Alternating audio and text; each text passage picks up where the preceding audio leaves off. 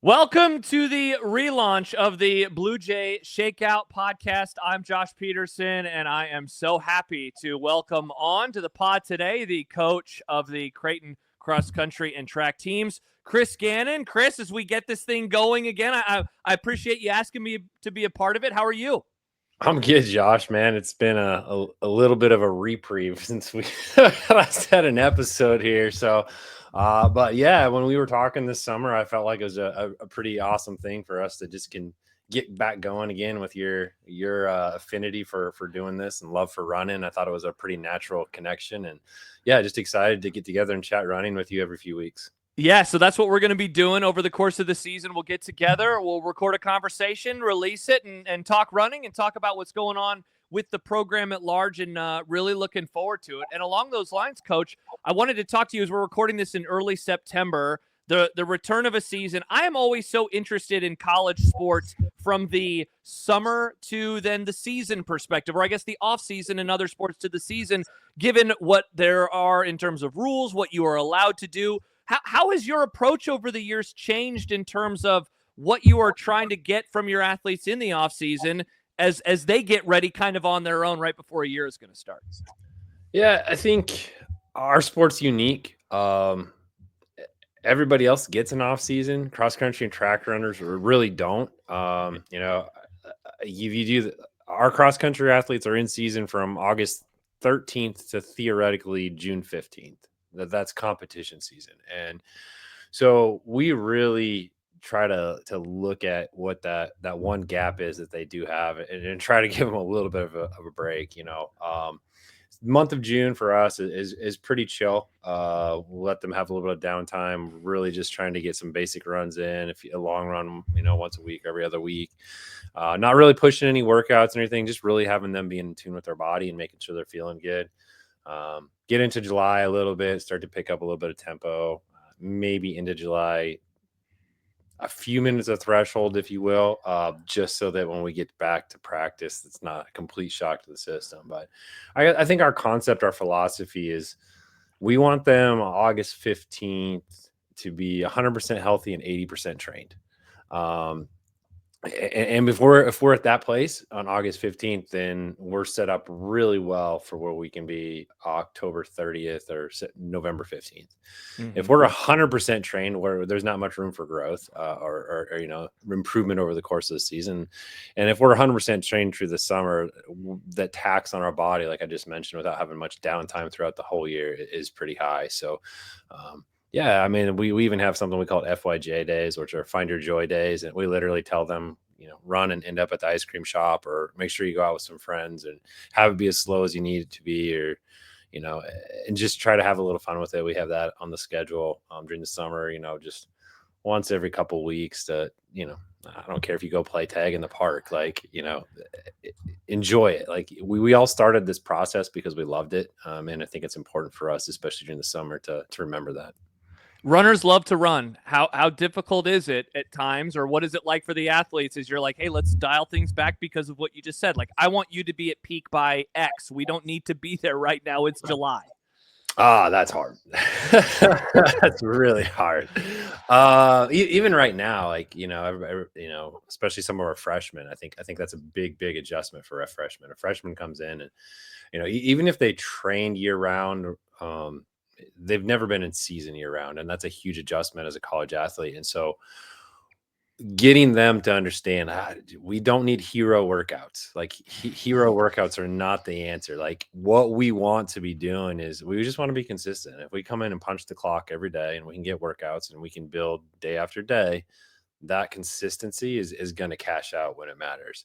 If we come in and try to have hero workouts all the time, well, that's going to set us back because it takes us long to recover, or that's going to set us back because we're pressing injury. Like, and so we talk about that all the time. And there's a lot of data and research on that, looking at that the results are the people who are most consistently getting into workouts and completing workouts, not the people who are having great workouts all the time. I think Steve Magnus, good, huge follow for me, that I really get into his pods and some of his data and research in his books. And he tracked when he was at Houston, and his athletes that saw the most improvement, or he categorized workouts as average, good, and bad. His athletes that saw the most improvement over the course of the season were not the athletes that had the most good days, nor were it the athletes that had the fewest bad days. It was the kids who had the most average days because they were consistently there doing it the right way. Interesting. Has that been in like an evolution for you, or like what kind of evolution has that been over the years as you're, reading or listening and trying to find out what the good coaches or good athletes or good thinkers, I guess, within the sport are doing themselves or with their athletes? I think for me, I've always had the belief that we say broken athletes aren't fast athletes. That doesn't work very well. We have to be healthy. So I think I've always had that approach.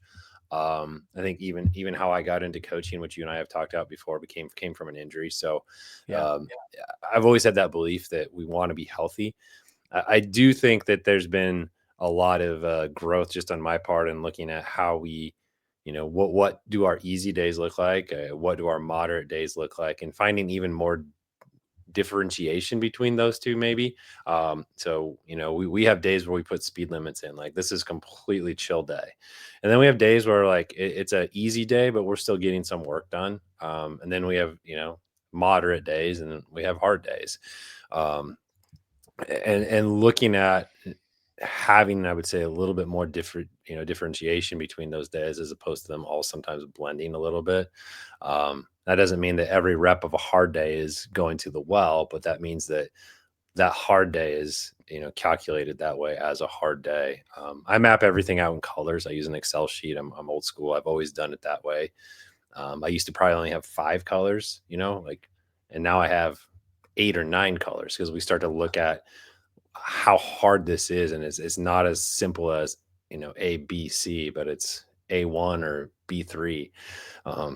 And I think that's one of the things that we've probably grown at and tried to do a better job of actually measuring. We use Garmin Clipboard. I think I've talked with you about that before. And as far as a coaching app goes, and getting our athletes feedback, like I see all their data, but their actual written feedback on those and their RPEs are way more valuable to me than just seeing how fast they ran and what their heart rate was. Like those data points are important, but hearing from them like, hey, this felt good or this felt hard today or whatever those things are, those were really kind of shaped our day-to-day adjustments, especially in season.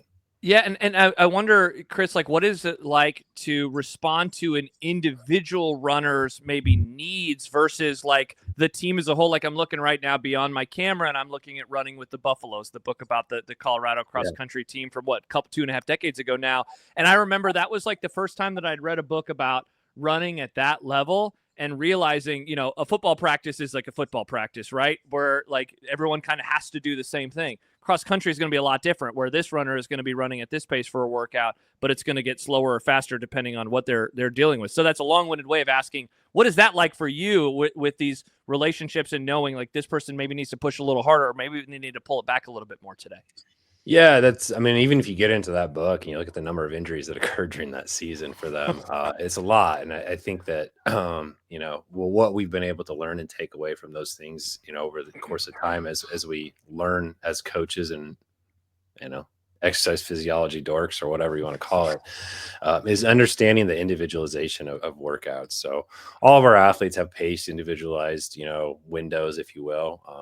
Good day, they might be 3 or 4 or 5 seconds faster within a pace window than they were on a rough day. A really rough day, they might be completely off the pace window. But I think understanding and knowing and working with our athletes, even within the workout, making adjustments. I think that's something that it's part of the art of coaching. I think that you see how an athlete's moving and how they're struggling or how they're not quite recovering, to literally make adjustments on the fly. Like, hey, we'd planned on this past Monday, we had repeats, and we had said we were doing 3 to 5 of them at a specific pace. It was race pace type simulation, and so a couple of our athletes coming back from injury, our goal is to do 3, and we're doing a couple of our other guys, our goal is to do 4. Some people were doing 5. So looking at how we adjusted rest for some of those kids who were coming back from injury or not quite fully fit yet. And then we had a group of kids who just crushed, and they actually did what we call a bonus rep. Like, we're feeling good, things are smooth, heart rate's been good. Even visually, just seeing how an athlete's completing that workout, they're not struggling, they're not fading pace, their head's not bobbing and those things. So we know with that person, we might be able to push a little bit longer or harder than we'd originally planned on paper. And I think those are the things that like, yeah, I mean, I look back on even just 2 or 3, 4, 5, 6 years ago, and I just seen myself, Coach Fayers, both of our growth in those areas of reading that feedback from athletes that's not even verbal, that's looking at, how we're just responding within the workout. And I think that's something that just comes with experience and time. Interesting. As of the time of this recording, we're a couple days away from the Platte River Rumble Gold, the first race of the season. Like, what's the feeling that you have right now as you're getting ready to getting another one of these things going? Course is in great condition. I feel like I live right out there right now. There's always that excitement. I think our women's team, we have a lot more idea of what's happening or what's going on with that group. A lot of senior leadership there, a really strong junior class, some sophomores who contributed last year, and a good group of freshmen. And so I think that from there, like, there's definitely a little more formed concept or formed expectation of what that's going to be on the women's side. We didn't lose a single person out of our top group last year that graduated. So there's a little bit of, like, we kind of know what to expect. The flip side of that's our men's side. We have one guy returning out of our top 7 from last year. 3 of those kids graduated, 3 of them are redshirting. So what does that mean? That means there's going to be a lot of new faces at the start line, and some of those new faces at the start line are people who have been there and done that before, but maybe weren't fully healthy last year, just didn't have the year they were looking for. And there's also a lot of freshmen who have come in and looked really, really good the last couple of weeks in workouts, who had great high school careers. And so I think we've been talking with some of those guys even, and I said in the press conference with Rob Anderson last week that I don't think our men's team has a 1. And I don't think we have a 7. I think it's going to be day by day. I think we'll have a really strong pack though on that men's side. Whereas the ladies side, like, we know that Taylor and Carly and, Kath and Raina are probably going to be out front in that top 4. But who's going to fill in that 5, 6, 7 on that lady side, which is going to help set up that team's success? We'll talk more over the course of the season about the individuals themselves, but I'm curious as we get ready to wind this one down. Just, culture is a word that I know that you and I have said to each other a lot in our conversations over the last couple of years. Like, how do you feel, especially given all those new faces on the men's side, where things stand in that regard?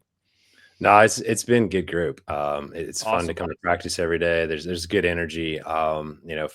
Even talking, with I was talking with one of the ladies the other day. She's just like, this freshman group of ladies that just get it. They're bought in. That they're getting it. Same thing on the guys' side. That group of freshmen has blended in really well with the group. It's been fun. I'm excited to see where we're going to be.